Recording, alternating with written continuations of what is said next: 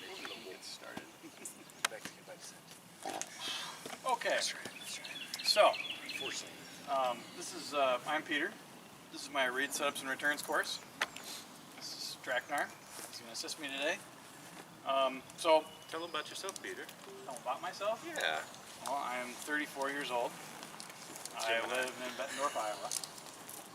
I have 2 little boys and a wife. There we So, pizza bell guy, but he comes and wins a lot of AmpGuard tournaments, so he's kind of a dick that way. Anyways, my name's Drakknar. I've been playing AmpGuard 30 years. Been a Sword Knight 23 years. I used to be good back in the day. Okay. So what I would like to do is I want to go through, I want you guys to introduce yourself, tell me where you're from, and what you're hoping to take home from this course. Oh, sorry, I'm from Austin, Texas. Go ahead. I'm Miss Buttersworth. Yeah, that's Miss right. Buttersworth. Miss Buttersworth. Okay. No Mister.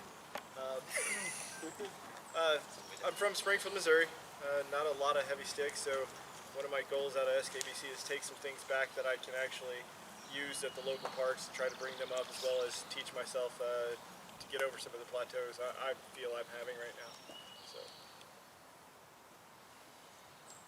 I'm Baihu. I'm from Albuquerque. And yeah, what else are we talking about? What are you hoping to take home?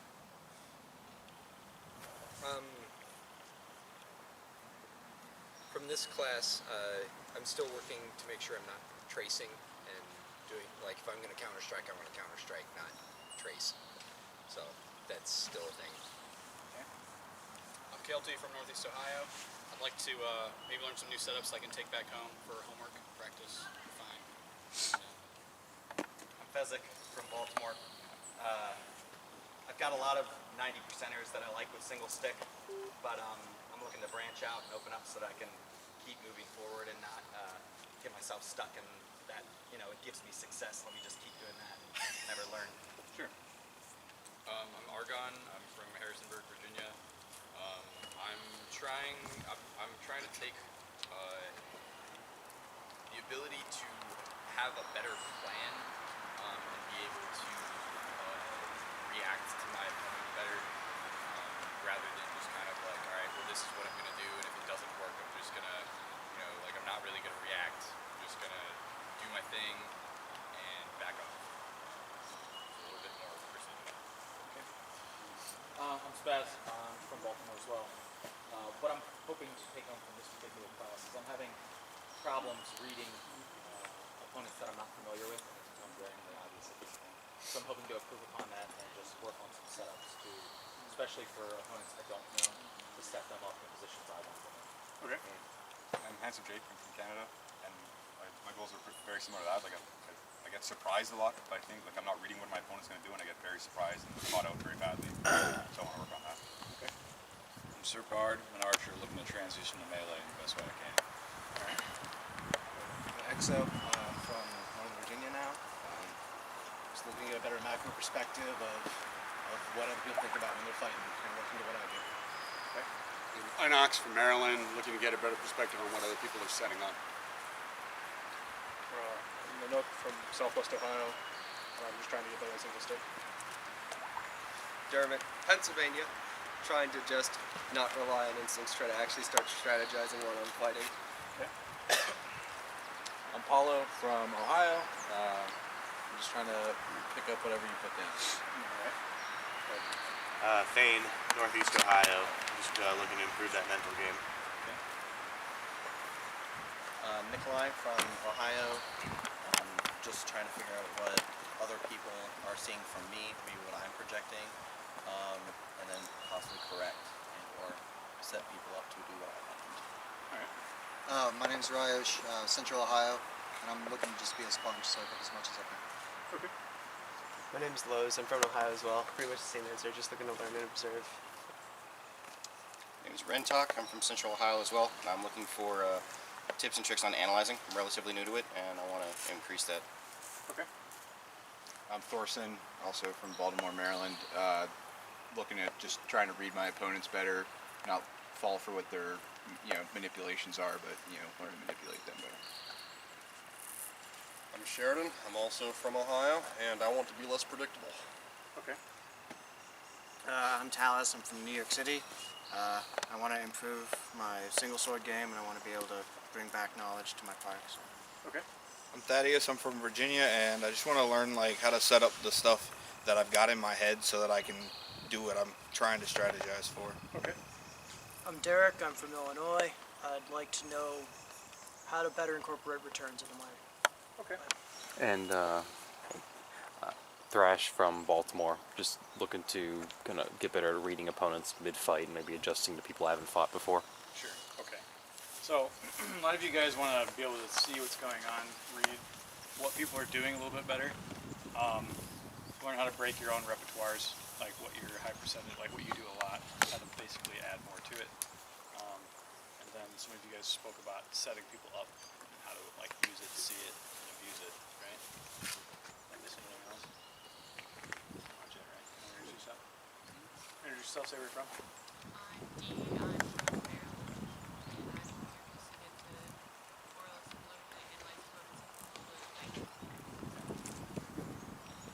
Material. Yeah, just here to watch my kids. All right, good. So, first off, let's talk about how people move, right? Now, when you're fighting, anytime somebody's going to be taking a step, right? There's basically two ways that you can take a step. You can take a step. You know, if I'm fighting, you know, with whatever hand, if I'm going to take a step forward from here, I can either take a step like this, right? Or I can take a step like this. Okay? Right? One of two ways. So, if I'm going to take a step forward in the fastest manner possible, which is with this foot leading the way, my weight goes on my back foot, right? And then I step forward. Okay? So, if you see someone put their weight on their back foot and lift this foot, they're either going to go like this, right? Or they're going to go like this. Okay? Now, going like this is actually quite slow. Because you got to think about how you're moving your core. So if my core is here, right, in line with my body, and I take a step forward like this, I've moved myself that much, right? Now, if I take a step back like this, right, I've moved myself like this much. See how that works? Right? But the key to this forward step is that you got to bring your back foot with you. Otherwise, you just spread yourself out and then you can't move. So, when somebody approaches you and goes after you, you know, you'll see them put their weight on their back foot and they'll raise their forward foot, and that will come forward. That usually accompanies some sort of shot, right? If you make a motion and you see somebody put weight on their front foot, they're going to be moving away from you, right? If you make a motion and you see somebody put the weight on their back foot, they're either bracing for you or they're going to come at you, right? So if you see somebody bracing either to brace for you or come at you, what you want to avoid is then going straight towards them, right? Because if they can't move, then why do you need to close that much distance? You should be able to close, you know, around them in some way, right? So you're watching what people are doing with your feet, right? So if somebody is going to take a step this way, they put their weight on their left foot and they step to their right. They're going to take a step that way, put their weight on their right foot and step to their left, okay? They don't do this. You'll see it once in a while, but it's so slow you should be able to do something about that, right? So how many of you guys have problems like people getting too close to you when you're fighting? They hit you in the body and you're like, how did they get so close? Fair number of you. How many of you guys have problems not being able to get to somebody? Another fair amount of you.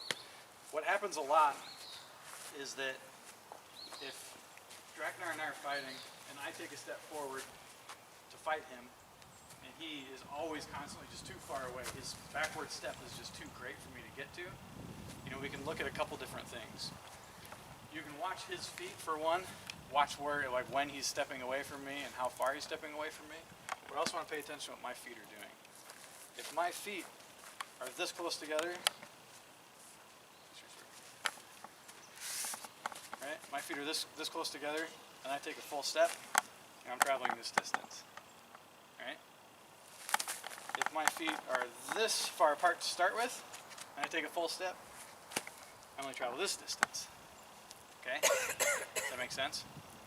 So if you find that you're having a hard time like getting to somebody, chances are you're starting your fight with your feet too far apart.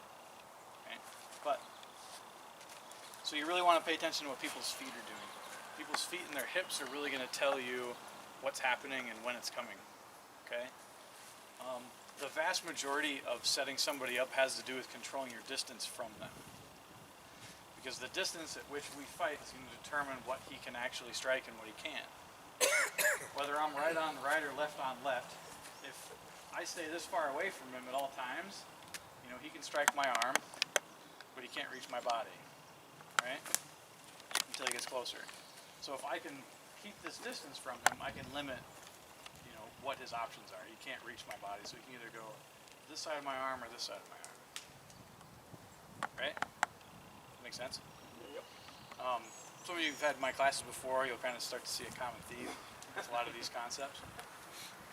So, if he can only strike the inside of my arm or the outside of my arm, I have my arm very much in the middle of where he can strike. If he makes a motion to one side, I have to address it. Right? If he makes a motion to the other side, I have to address that. If I have my arm out here denying my outside, and he makes a motion to that side, I don't have to address that. If he makes a motion to the inside, I have to address it. Okay? Now you see how I've basically limited what I need to address in half. So I only have one thing I really need to address, as long as I'm staying far enough away. Does that make sense? Yep. Yeah.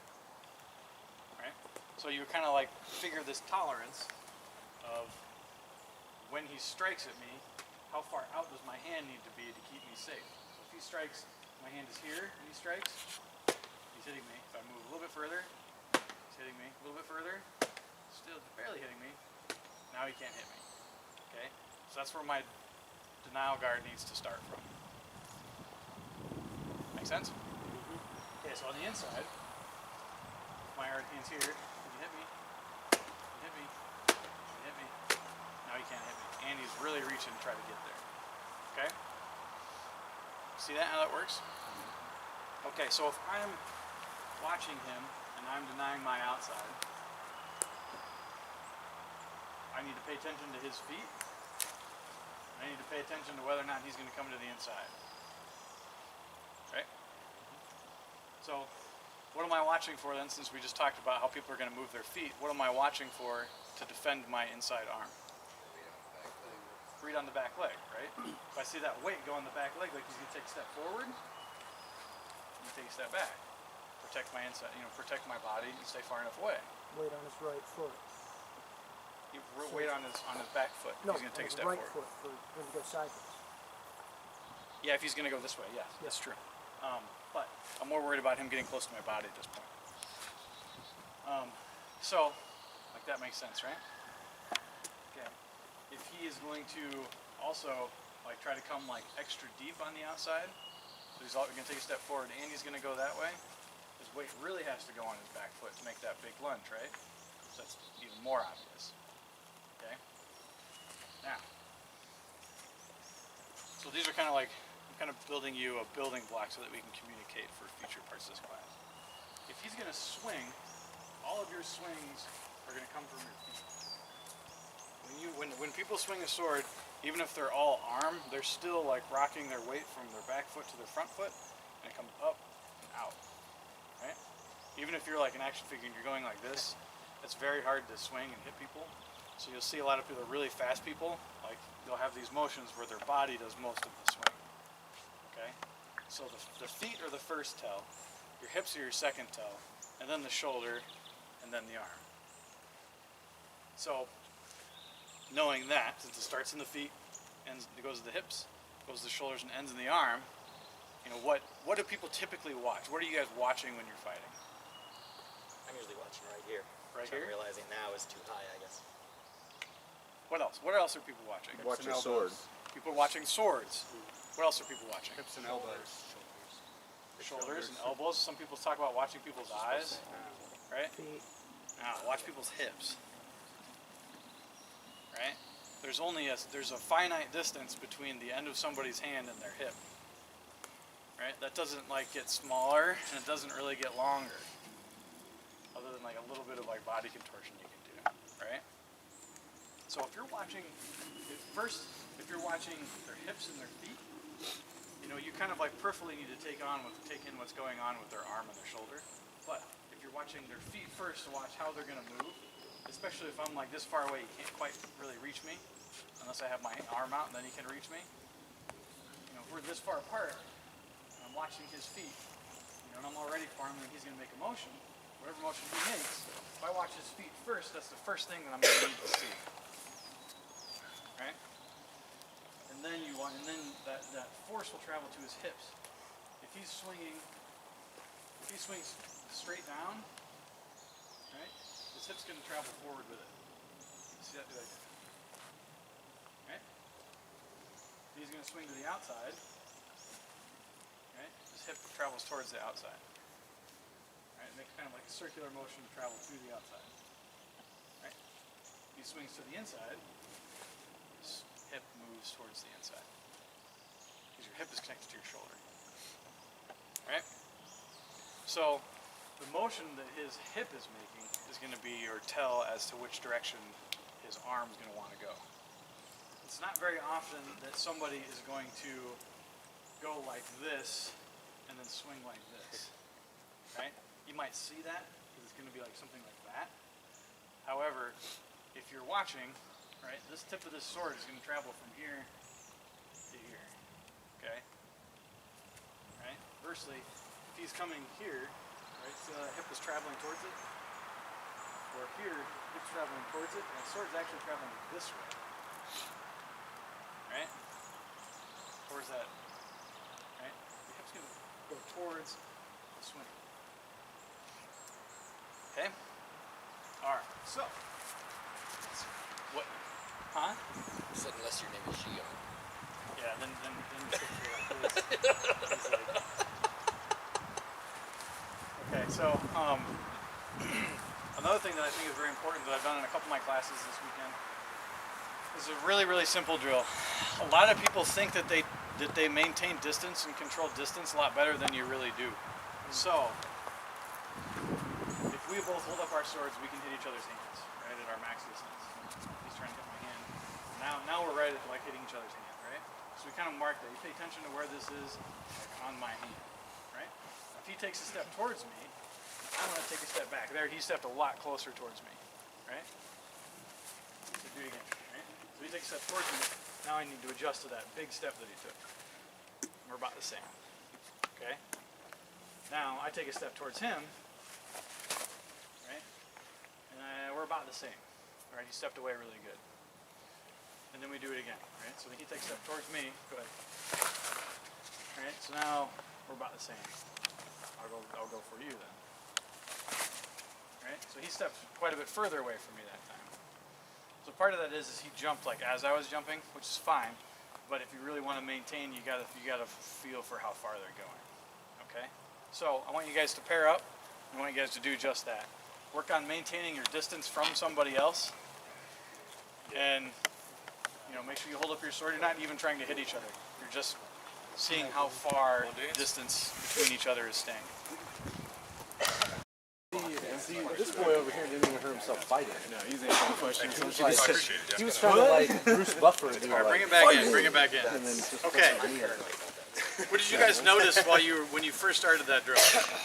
You had to jump further than you thought you did. For sure. Yeah, a lot of you are not moving nearly as far as you think you're moving, aren't you? Especially backwards. Yeah. Right? Okay, so, yeah. Oh, I was just going to say that I think one of the reasons why I wasn't moving as far is because I was ending my lunge wider than I started it. Yeah. Kind of just the same. Yeah. And there's my stride. I was definitely starting too wide before. Yep. My feet, it's a big problem. My stance is far too wide. There's a movement that can happen right before that, and it's the cocking of that back leg. Make sure I caught that before. Yeah. Yep. Yeah, because you see a lot of people that go like this. It's like that weight is on that leg now. Now I can step. So, when they're just like this, it's like, you like to lift that without like like really showing that you're putting weight on that foot is really hard. You know, like I can't even do it. Are you coming back? Yeah. Yeah. You can tell people are lunging if they get taller too. Yep. They'll step up to their foot and then. Yep. Yep.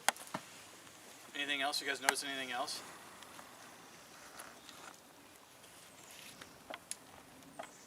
But you can see how like actually doing that simple little drill with purpose like that can help you control your distance a lot better. Okay, good. Now, let's do that same sort of thing, except you're going to exchange throwing an opener on each other, right?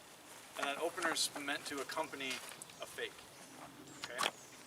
So you're going to fake to one side and go to the other side, right? So I'll start off, and I'll fake to the outside and go to the inside for this instance, right? But if you watch, you know, I'll fake, and I'll go to the outside. Now, with that fake, which I go to the inside, with that fake, the fake generally happens with the hand. It's very uncommon for people to fake like in their hips because they're actually winding up their real shot with their hip and they're moving their arm a little independently. So you have to watch where their hip is to see where the shot's coming, okay? Right? Because I can move my hand out and it doesn't really affect my hip, but to go to the inside, my hip has to turn so that I can throw to the inside, right? So that fake, you know, I have to do this to throw that inside shot. With that fake, I can move my hand out to try to move his hand out, and I can throw to the inside, right? So if he's paying attention to my hip, it should be plain as day where my shot's actually coming to, right? But if he's watching my hand, it makes it much harder to read that, right?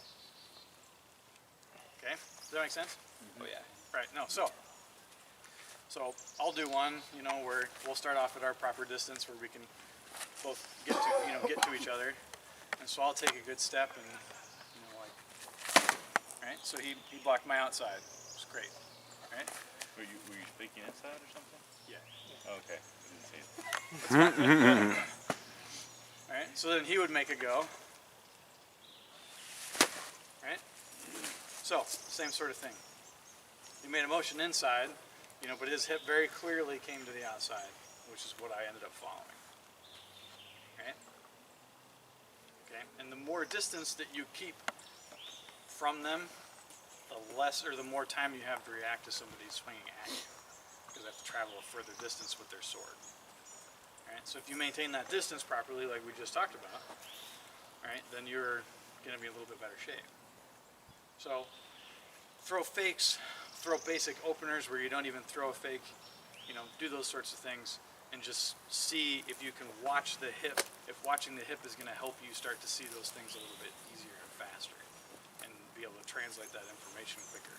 Now there will be a learning curve for people who are not used to watching somebody's core or watching somebody's hips, to see actually where a shot is coming to, or what side, right? So for the purposes of this, you know, make your incoming shots either to the outside or the inside. You know, try not to do anything, try not to break the rules for the purposes of the drill at the moment, okay?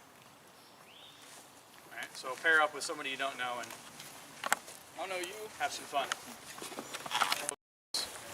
While that was going on. It's a lot harder than it looks. It's very hard. Did that make it look a little easy?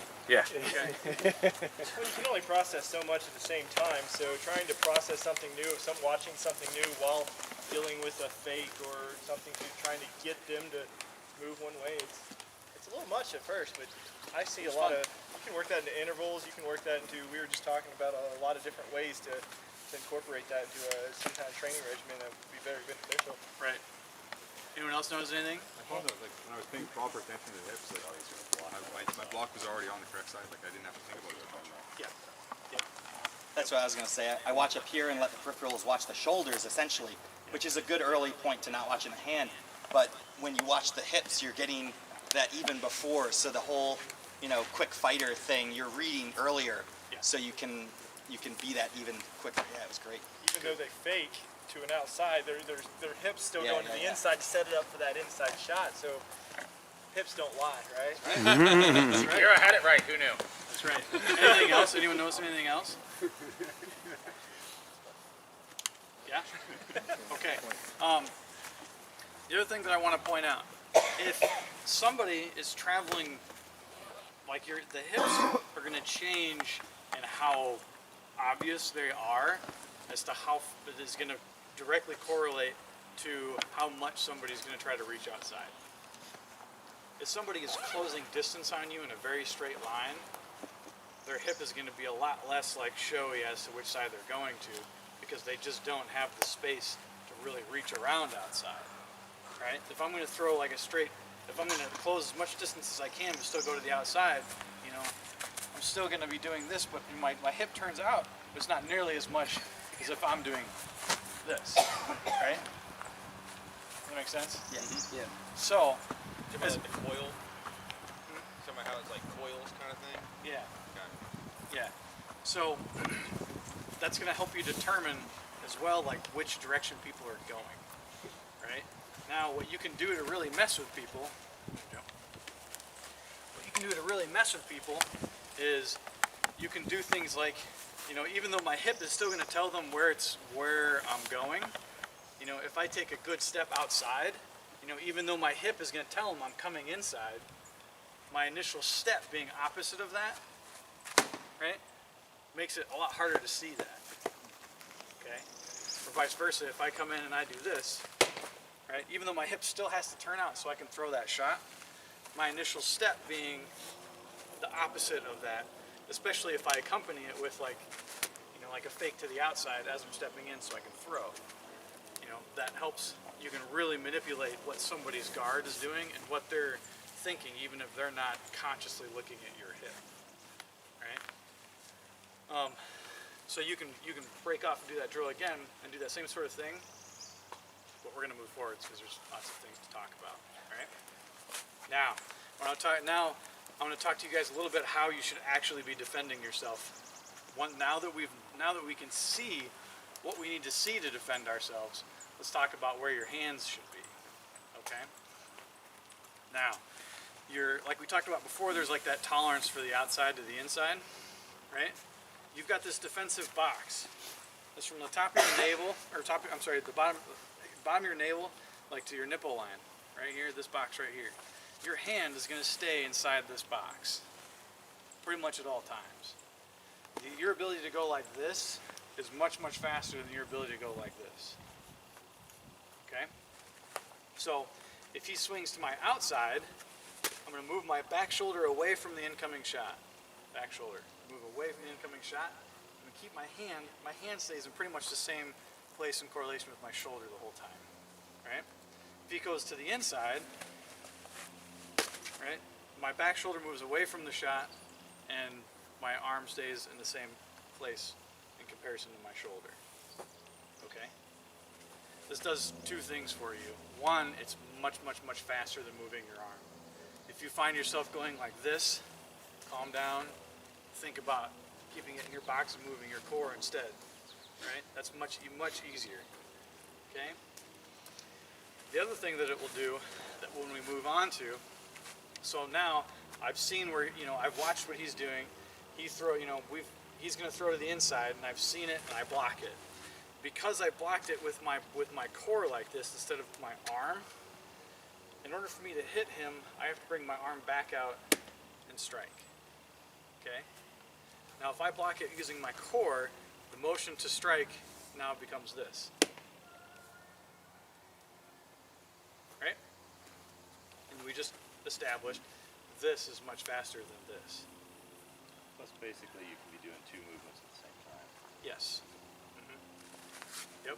So now that because I'm keeping my guard inside my box and moving my core to catch that block, when he throws inside, now I can return like this, right? Very quickly. Right? Now, the other thing that I want to point out is that any given situation, as a general rule, you want to have this in between that and you. Okay? Right? You guys remember that? Yeah. Okay, so, yep. Keep your hand in the way. Keep your weapon in the way. Now, when my weapon stays in the way at all times between this weapon and me, what is that going to force him to do if he wants to hit me? Go offline. He's going to want to reach around me, right? So he's going to do things like that. Or he's going to do things like that, right? Where his hand, when he does that, either way, right, his hand is not in between me and him. Where if I catch that block, and I throw this shot, my hand is still in between me and him. See that? Okay, so now what I want you to do is start that right distance away from each other, and then the one person will go first so he can go first. You take your step back, and you catch that block, and then you try and return to hit him. Right? Can you do that? Yep. Okay. What did you guys see with that? What did you notice with that?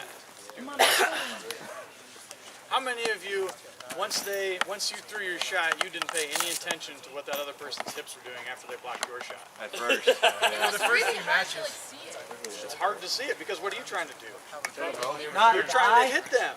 You're like, ooh, I'm trying to hit them, right?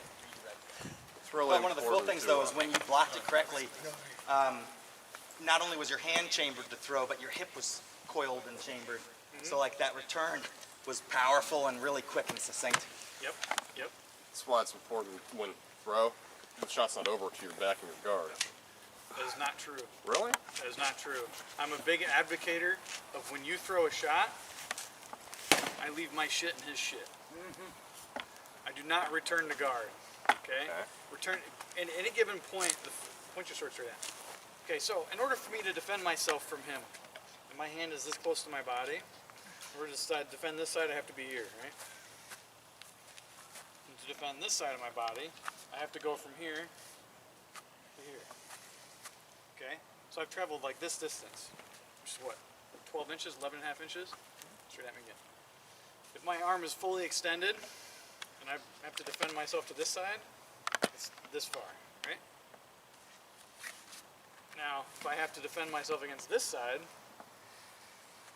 it's about that far, so it's about this distance. Okay? That's about 4 inches, which is about a third. Right? Now, because if I throw my weapon, and here he catches this block and I leave my sword here, what can he not do without physically going around my sword? Go to the outside. Go to the outside.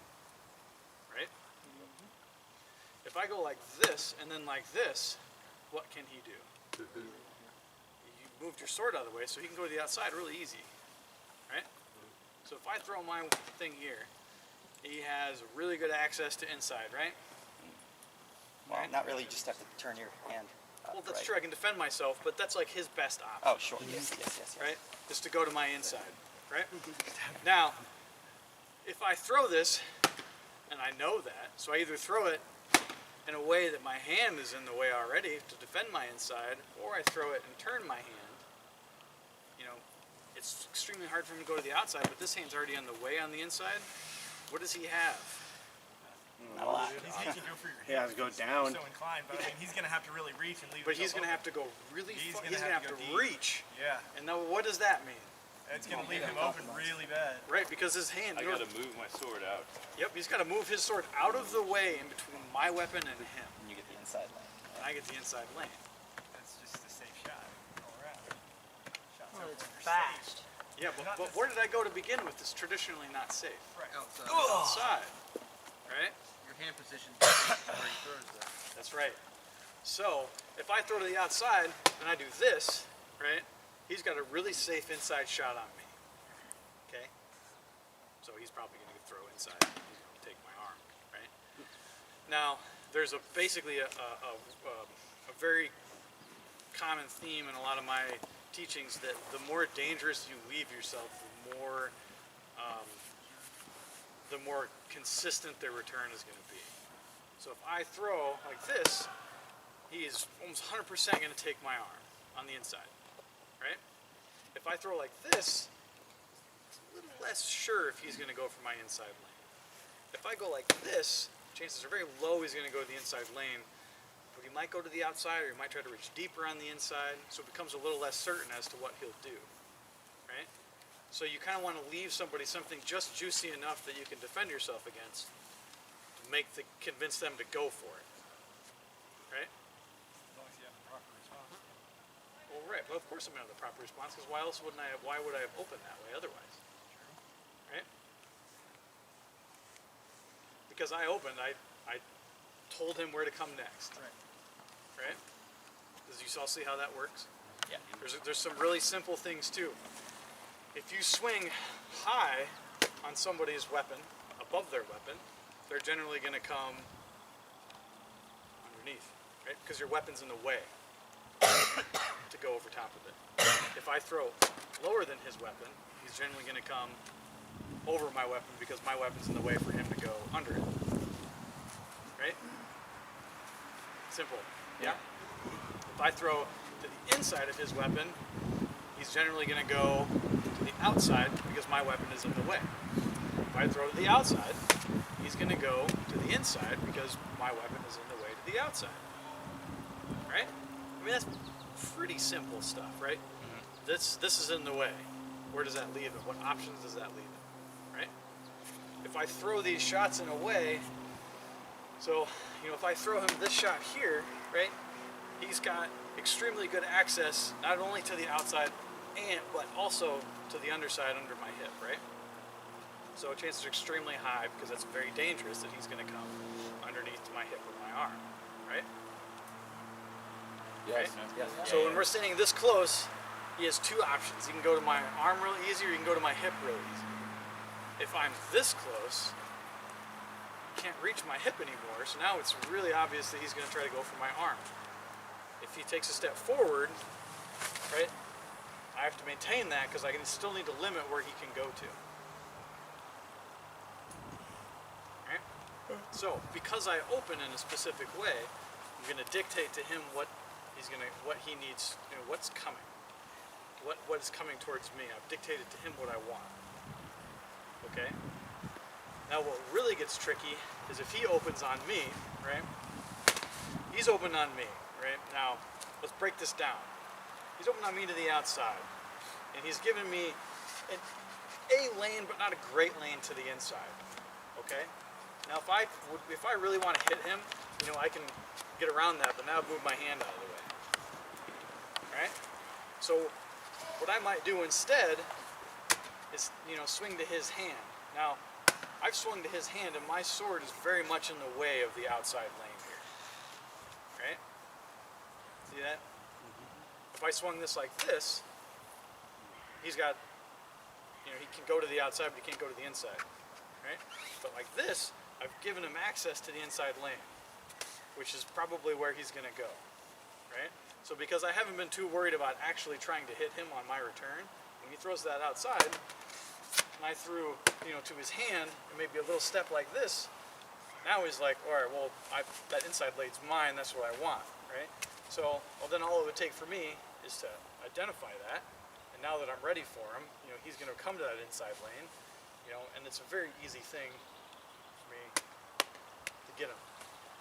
But the key to all this is my hand stays in the way, because it convinces him to reach. And because we're 3 shots into this scenario, it's very hard for a lot of people to be like, oh, I threw my opener and he returned. Yes, I blocked his return. Now where can I get him? And they'll try to get you. They're going to get you. They're going to get you. They're going to come get you. But because I wasn't too concerned about killing him on my return, I was more interested about staying safe, because he didn't give me a really safe option.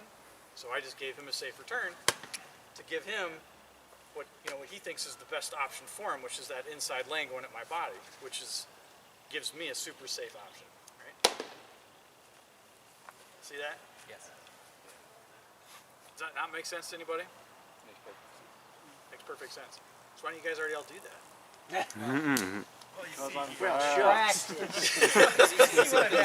Call it out. All right, so smarter than us. No, that's not true at all. All right. So the key is number 1, watching how they're moving so that you can maintain distance so you can limit their options, right?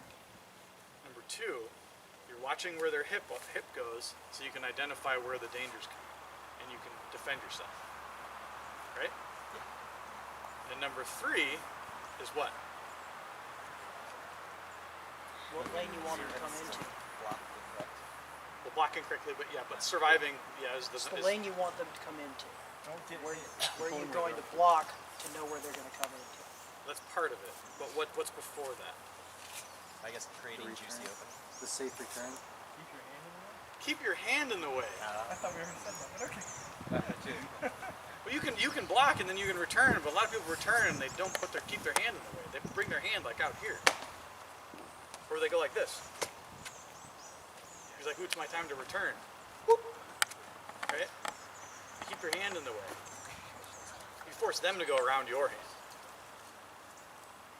Okay?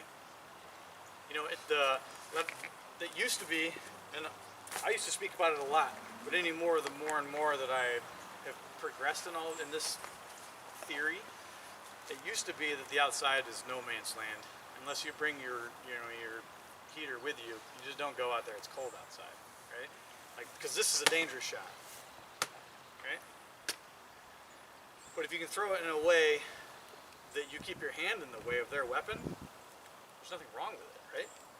So if instead of throwing it like this, if I say throw it like that, my hand is in the way, right? It's no longer dangerous. Not only have I cut off the inside lane, I give him a difficult outside lane to go to, which really is his only good option, which in most situations is exactly where I want him, because it's still dangerous outside unless you bring your heater with you, remember? Right? See how that works? So because of this, I'll show you 2 real common openers that I throw in order to really control fight off of an opener by keeping my hand in the way. These are basically the safest things that I generally do, okay? And they're usually some version of these 2 things. I might put some stuff in front of them to make them look like stuff, like other things, but for the most part, I throw either this shot at an outside, or I throw this shot on an inside. Okay? Alright? So this inside shot, you know, if you can reach back body, you can reach back body, but still my hand is in the way. Right? But otherwise, if he has a really extended guard, you know, you can hit people's wrists with just a little bit of juice, but my hand stays in. And you see how I leave it out there and it stays in the way. Right? Because I'm not returning the guard, right? Okay? So you're not keeping it where the contact is. You're just keeping it. I'm just keeping it in the way. I'm not necessarily maintaining contact, because I don't want him to be able to like really mess with me too much. But you know, I'll throw that and I'm like, oh, here he comes, you know, like ah. He deserves that. Thanks. But you know, so I'm going to throw that and I'm going to keep my hand in the way. But this shot is just dangerous enough that if he's not wary, you know, and I can get to it, right? And it's a dangerous enough shot that I can actually damage somebody with it. Same with this one, right? Now what's really great is that I can do the same sort of thing, right? And it goes to the outside and all I do is turn my hand away. It's the same thing, right? But it ends like here, which is what we just talked about, where, you know, he has really good access to really nothing but no access to inside and some access to the outside. Right? Where it's cold. Right? Those are 2 real simple common openers that I'll throw. You know, I put a lot of spin on it to make it look like other things, but it's a lot of what it is. Right? Other things that I'll do a lot to gauge people that I want to also talk about is throw people gimme shots. You know, like stay at range and you're not even trying to hit them. You know, you're just like, just to see how they move their hand, right? So if I do that same sort of thing and that's how he moved his hand, like he's got a very good, very minimal guard with that block, right? So with that, you know, now next time maybe I'll make it look like I'm going deeper, right? Because he's so minimal, and see how he reacts. So then I'll, right? That really made him twitch. I'm like, ooh, maybe I can get something to the inside. And I learned all of that One, because I threw a shot, and unless he took a really big step, you know, I've gotten this distance from him. Even if we do this and he aggresses really quickly, you know, there's not a ton that he can get. You know, he's not going to be able to get to me very easily. But I observed that one thing. So then at distance, you're like, you know, ooh, you know, so you need to really see him twitch, right? So extremely safely, without even really being part of the combat, I've observed two things that I'm, you know, now I'm going to start building a strategy on. You know, maybe I can get something to the inside now. You know, if it's somebody who's really accomplished and has fought a ton, you know, in his head he's going to be like, ooh, he could have easily hit me. So I need to be a little careful with that, right? So then you're like, well, you know, maybe in this situation, maybe it's better to, you know, like make him think. You're like, well, I basically saw that inside opening. He's like, all right, I'm going to try to repeat that so that he goes for my inside and I can punish him for it. You know, and then you're like, you know, and then you actually go to the outside when you give a little fake to the inside, right? See that? Yeah. Yep. Yep. Now, but you know, in any event, I'm still keeping my hand in the way. I'm still watching his hip on his return. He's still watching my hip on my opener. And the biggest key of all is maintaining that distance. Right? Say what? Keeping the options limited. Keeping the options limited. Right? Now, the big difference, you know, some of you take my hand matching course. Some of you, and I talked about it a little bit in like my beginning two-sword course, and in my two-sword course yesterday. But you know, in hand matching, the biggest difference that is going to be commonplace for you to be able to manipulate and use is if we're hand matching and we hold our swords out at max range, right? In order for me to hit his outside arm, to actually hit it, you know, I have to be, you know, right here. Inside lane is here, right? Outside is going to be the fastest because all it is a chop. I don't have to do this, right? This is going to be the fastest, right?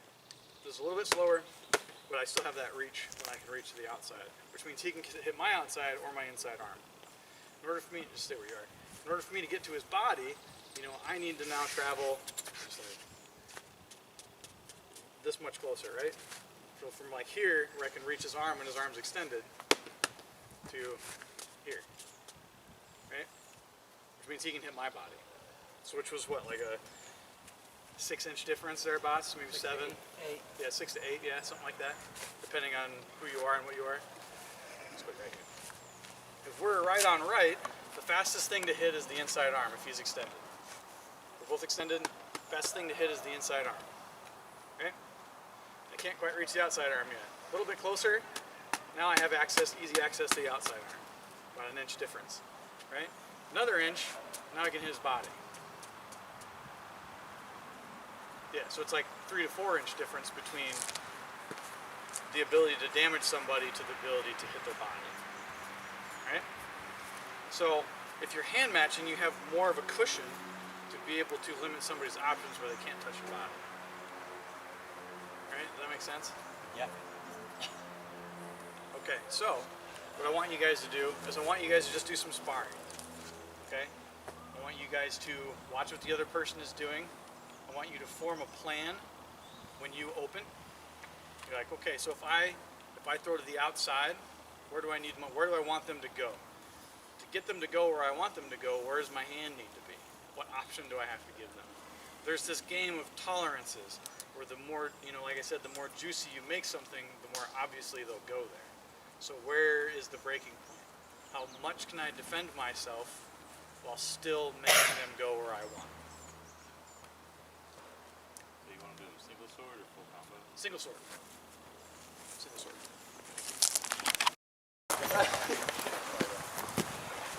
Okay, what did you guys think? It's fun. Yeah. I need to practice. Practice. Yeah. Lots of practice. Yeah. What did you guys notice? There's more information to just kind of process, because I'm just thinking about what shots I should be taking, as well as like looking at their hips and trying to figure out what shots they're available. It's a lot to just process. It's also less, because if you jam up a lane, you can not really ignore, but you know that that area coming from that lane is not going to hit you. That does help though, right? Yeah, you cut off half the job. Go ahead. I definitely have to work on watching the hips more, but I like throwing the safe opener. Yep.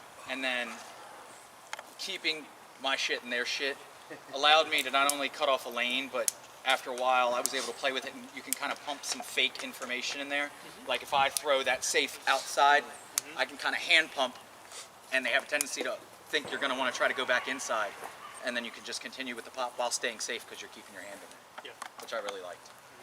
Notice if you start the exchange with something safe, 9 out of 10 times the patterns are almost 100% the same, depending on what your setup is, as long as you're conscious of what you're doing. And the variations, there's only maybe one other variation of the 90% of the stuff that happens. That does happen a lot. You fall into that trap a lot. I'll talk about that in a second. And what he's saying is, if you throw a super safe, if you guys are both fighting super safe, and you throw a super safe inside, they'll throw a super safe outside. And then you throw a safe inside, they throw a safe outside. And you kind of go back and forth like that, right? We'll talk about that more. Yeah.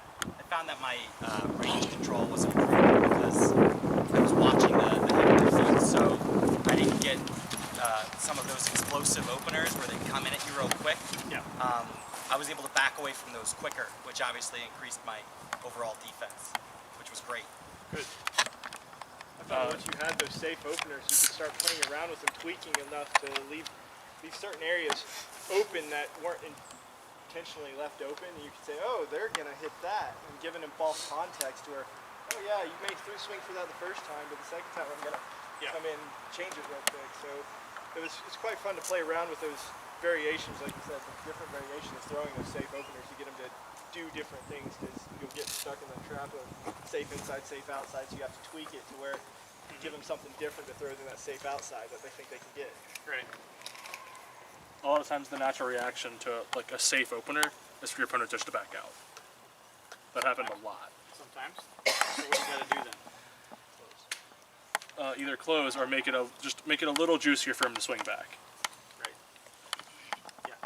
I really dig getting into patterns, but knowing that you're gonna break the pattern. So the safe opener starts that pattern, so you expect the return, but you're already I know they want me to return in this fashion, but maybe that's when the fake happens. Like boom, boom, fake it, go the other way. That's 100% right. That's exactly what I like to do.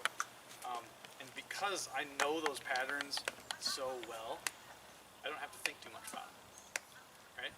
It's like bang, bang, bang, bang, bang, bang, bang, whoop, bang, right? And I can do that in the mid-fight, make them think I'm going to poke them instead of go to the inside, and they're like, ooh, then you go outside, right? Breaking those patterns, especially mid-fight, it's really hard, but it's very doable, right? So if we're squared up, and we get in that pattern where I throw outside, he throws inside, right? And then I throw back outside, and he throws back inside, because we're just exchanging these safe things. So on that third one, if I go like I'm going to go outside, he's moved his thing out, his sword out, I can go inside and still stay safe. So thus I've broken that pattern, right? Or I can throw the shot a little bit differently. I can, if I've been throwing this super, or this, this outside here where I can move my hand in to stay safe, to get him to go inside, right? So this next time, then I throw it like this. Now he doesn't have that inside option, a great inside option. So now I've changed it a little bit, so he might want to come outside now, because, especially if I get my tip away from him so he can travel outside easier. But because my inside lane's cut off so hard because of how I put my hand, which is different than before, now he might want to go, he might want to go outside.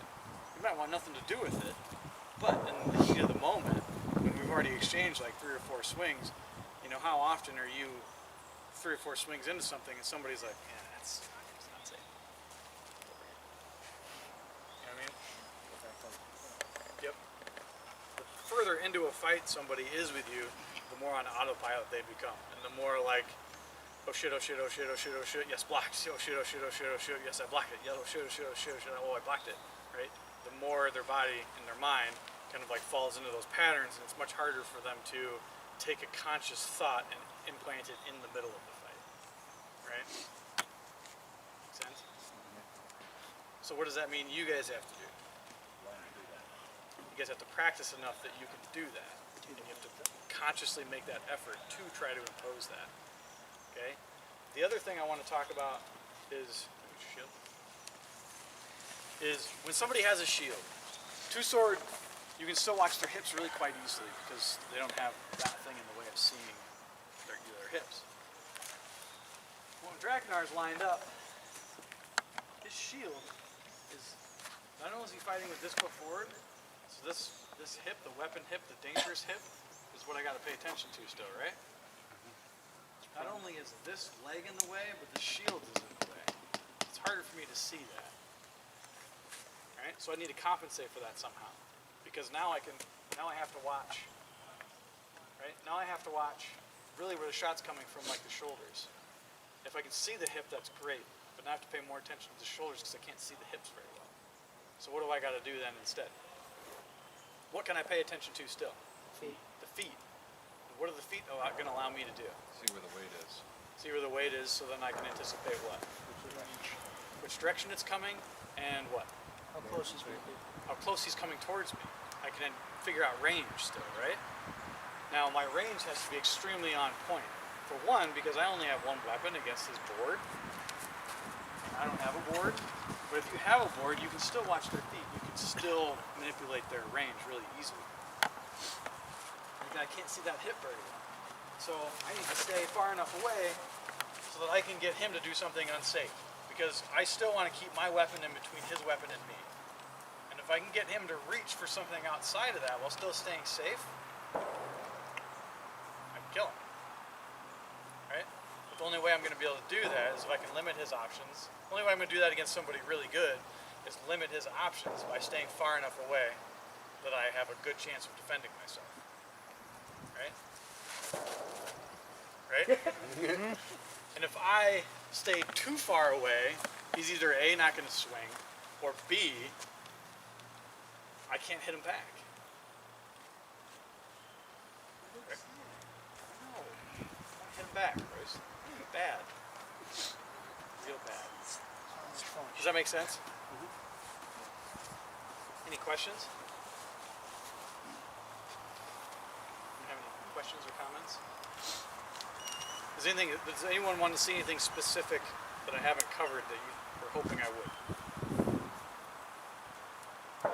Did I give you enough information to digest? Yeah. That's a lot, okay? Any particular drills you would add? Block strike is very helpful. Block strike is not the end-all biblical thing that a lot of people make it out to be. It's not 2010 anymore. That's right. I recommend doing the drill that I showed you is kind of a manipulation of that, of block strike, except your ability to move your feet has to stay consistent because it all stems from being able to maintain a distance from somebody. Right? But block strike is really, really good for training your offhand to fight because you force yourself to fight with it and block with it. And it's also really good at reading how people are moving and where the shots are coming. And it's very good for learning the patterns of shot progressions. Okay? Right? But that's only if you're doing it correctly. If you're actually blocking and caring less about striking, which is the whole purpose of block strike, when everyone thinks, ooh, I just get to stand here and hit my friend, right? You need to really pay attention to the block and what the block does. When you move your hand from block to block or strike to strike, and where your hand ends at each of those two times of flux in that drill, how does that change things and how does that manipulate things? That's what you need to pay attention to. Less about how can I hit it next, right? But block strike can be extremely helpful. Like I said, you need to do more than that. Another good drill that you can do is you can jump rope. It is really, really easy to be lazy. And it is really, really hard to stay far enough away from somebody, especially somebody who's good, that you can control a fight in that manner. And if you can do that, it usually means that in a sparring session, usually that means A, you're in better shape, or B, you're just paying attention more. But usually it's because you're in better shape, or you're lighter on your feet. get lighter on your feet by doing stuff like jumping rope, box jumps, things where you're continually moving your feet. Even when you feel like you can't continue to go, you know, you keep moving your feet. A lot of people see me sparring and stuff, and they're like, fuck, that dude just never gets tired. Like, that dude just keeps fighting, and he just doesn't care. He doesn't care how many people line up. He just doesn't care.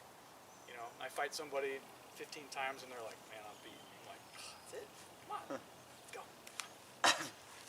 Right? But I do these things. I jump rope. I work on my feet more than anything else. You mentioned another video. I heard jump rope or box jumps. Box jumps. Box jumps. So when I jump rope, I do sets of 50. Okay? So I'll do 50 with both feet, 50 with my right foot, 50 with my left foot, and then 50 alternating. Okay? And then I'll usually stop and I'll do like a set of box jumps, do a set of lunges. I'll do, you know, some kind of like stretching step, like a rhythm skip where I'm stretching my back. Right? And then maybe like some sort of step drill, like where you have a box, you step up on it, and then you go back and you do your jump rope again. You know, you do like 4 sets of something like that. And then as you get in better shape, you just add more stuff to it. Or you do 70 jump ropes instead of 50 per run. Right? And if my crippled old ass can do that stuff, so can you. Right? Yeah, I just kind of let them run away because I figure they'll be back eventually. Didn't you like come off with like a pretty bad knee? Yeah, I tore my ACL, gosh, 2013. May. I was back fighting by January that year. I was glad we didn't have to put you down. Me too. So I had an ACL reconstruction. Took me about 2 years to get my feet back under me to the point where, you know, I could kind of keep up again. But because of that injury, you know, before that, I always took my feet for granted, and I used my hands to just destroy whatever was in front of me. And I didn't really realize how much I depended on my feet to stay away from people until I couldn't do it anymore. And then people started chewing me up, and I was like, "Grr." So I looked at why are they chewing me up? Well, they're chewing me up because they're on top of me, and I can't do anything about it. So then I worked really hard on my feet to get back to the point where I could do something about it again. And because of that, and because I had to work my hands so hard, I came out better for it in the end. Alright? Alright, any other questions or comments or concerns? So that little thing you mentioned at the end about you fighting single stick against a sword and border? Yeah. So that's like my life. You know, I'm a great weapon fighter. So like, push me back an extra like foot or so. Yeah. And I'm just stuck in that range all day. Yeah. How do you extend that point of like that second, right when it gets in the point where you both can hit each other? How do you extend that for a longer period of time to keep yourself able to actually finish a kill? With you, because your weapon's that much longer than his, you have a margin where you can hit him and he can't hit you. So you give him the illusion that he can hit you, and he'll stick his arm out there and you can take it. Right? So, but the majority of that's just going to be with your feet. You know, you're going to fight him with your feet more than anything else. You can do tons of trick shots. You can learn all kinds of fun ways to open people up with their shield. But at the end of the day, if you can't stay far enough away, they're probably going to destroy you. So it's the same. It'll be a lot of the same principles, but you have a bigger margin of error. You have a heavier weapon at the same time. So I think you can apply quite a bit, especially what I've seen you do. I mean, your ability to get places with your pole is good enough that if you really get your feet extremely good, like you're gonna be like, I got you. All right. Any other questions, comments, concerns? Flash, where are you posting this? So It'll be on YouTube. I'll post it to the event. Oh yeah. To the Facebook or the suite? Yeah. Thanks, man. Okay, 3 o'clock they're going to be doing the instructor cards, the volleyball court. I encourage all of you to go get an instructor, try to get, you know, you can only get one at a time, but when you finish with the guy you're with, come back, try to get another card.